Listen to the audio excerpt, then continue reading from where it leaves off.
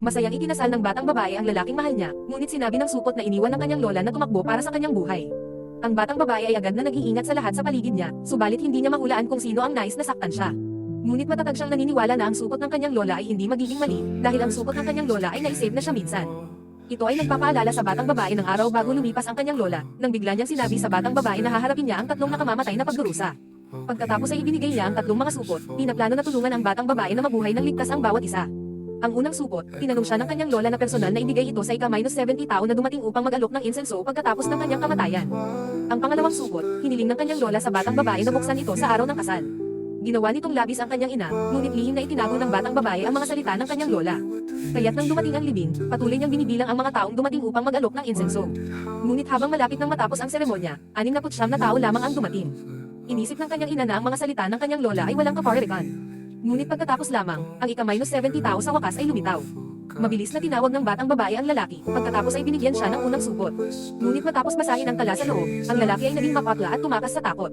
Ginawa nitong nagyusisa ang batang babae. Nang tiningnan niya ang tala, ang kanyang mukha ay naging mapatla din ng takot. Nagmamadali ang kanyang ina, kinuha ang tala, ngunit hindi maiintindihan ang kahulugan ng mga pangalan na nakasulat dito. Isang kapitbahay pagkatapos ay ipinaliwanag. Ito ang listahan ng mga batang babae na pinatay lamang sa nayon. Ang kanyang ina ay muling sinaksak ang papel at nakita ang pangalan ng kanyang anak na babae sa ilalim. Ngunit tumanggi pa rin siyang maniwala sa hula ng kanyang biyenan. Nang gabing iyon ang batang babae ay kulot sa kama masyadong takot na matulog.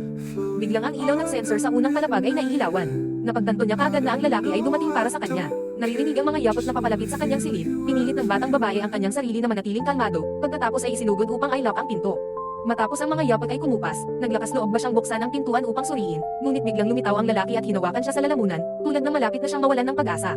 Dalawang pulis ang sumugod sa loob at mabilis na nasakop ang lalaki. Naalala ng batang babae na ilang araw bago lumipas ang kanyang lola, binigyan niya siya ng bilang ng isang pulis. Sa sandaling ito ay natanto ng batang babae, palaging pinoprotektahan siya ng kanyang lola. 5 taon ang lumipas sa isang flash. Nakilala ng batang babae ang isang banayad na kasintahan. Akala niya sa wakas ay nakatagpo siya ng kaligayahan, ngunit hindi niya inaasahan. Ito ang kanyang pangalawang nakamamatay na pagdurusa. Kapag binuksan niya ang pangalawang pouch, ang lahat ng nakita niya ay ang salitang makatakas. Natakot ang batang babae.